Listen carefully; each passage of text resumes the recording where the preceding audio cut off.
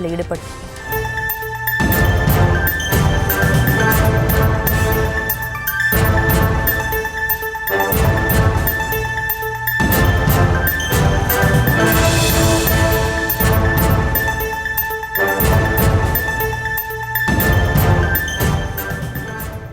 அண்மை செய்தியாக பார்த்து வருகிறோம்.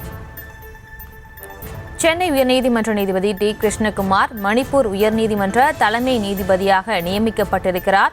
இந்த உத்தரவை குடியரசுத் தலைவர் திரௌபதி முர்மு அறிவித்திருக்கிறார். அண்மை செய்தியாக பார்த்து வருகிறோம்.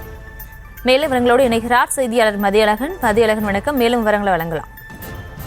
மணிப்பூர் உயர்நீதிமன்ற தலைமை நீதிபதியாக உள்ள சித்தார்த் மிர்துல் நாளையுடன் ஓய்வு பெற உள்ள நிலையில் சென்னை உயர்நீதிமன்றத்தினுடைய மூத்த நீதிபதி டி கிருஷ்ணகுமாரை மணிப்பூர் உயர்நீதிமன்ற தலைமை நீதிபதியாக நியமிக்க உச்சநீதிமன்ற கொலிஜியம் அண்மையில் பரிந்துரைத்திருந்தது. இதனை ஏற்றுக்கொண்டு நீதிபதி டி கிருஷ்ணகுமாரை மணிப்பூர் உயர்நீதிமன்ற தலைமை நீதிபதியாக நியமித்து குடியரசுத் தலைவர் உத்தரவிட்டு இருக்கிறார்.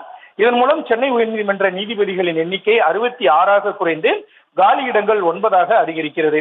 கடந்த 1963 ஆண்டு மே மாதம் 22 தாராபுரத்தில் பிறந்த டி கிருஷ்ணகுமார் அங்கு பள்ளி படிப்பை முடித்தார். சென்னை மாநில கல்லூரியில் பிஎஸ்சி பட்டப்படிப்பை முடித்த அவர் சென்னை சட்டக்கல்லூரியில் சட்டப்படிப்பை முடித்தார். 1987 ஆண்டு வழக்கறிஞராக பணியை தொடங்கிய டி கிருஷ்ணகுமார் மத்திய மாநில அரசுகளின் வழக்கறிஞராக பணியாற்றிய நிலையில் சென்னை உயர்நீதிமன்ற நீதிபதியாக கடந்த 2016 ஆண்டு நியமிக்கப்பட்டார். தற்பொழுது சென்னை உயர்நீதிமன்றத்தினுடைய 2வது நீதிபதியாக இருக்கக்கூடிய டி கிருஷ்ணகுமார் சில மாதங்கள் சென்னை உயர்நீதிமன்றத்தினுடைய பொறுப்பு தலைமை நீதிபதியாகவும் பதவி வகித்தது குறிப்பிடத்தக்கது. இன்றைய தினம் இந்த கள்ளக்குறிச்சி விசச்சாராய மரணம் தொடர்பான வழக்கை சிபிஐக்கு மாற்றியது, கிருஷ்ணகிரி போலி என்சிசி முகாம் தொடர்பான அது போன்ற முக்கிய வழக்குகளை நீதிபதி டி கிருஷ்ணகுமார் விசாரித்திருக்கிறார். விவரங்களுக்கு நன்றி மதியழகன். செய்திகளை உடனுக்குடனும் துல்லியமாகவும் தெரிந்து கொள்ள சப்ஸ்கிரைப் பண்ணுங்க.